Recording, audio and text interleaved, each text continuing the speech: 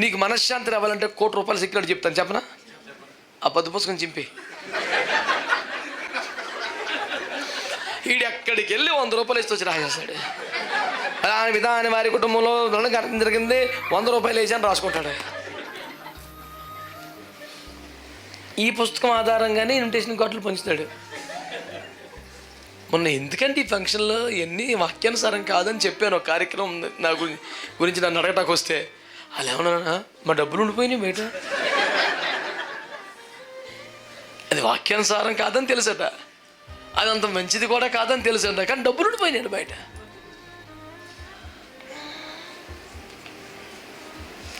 నేను అన్నాను, నువ్వు విత్తావు అనుకున్నాను, నేను అది పెట్టి వచ్చావు అనుకోలేదు.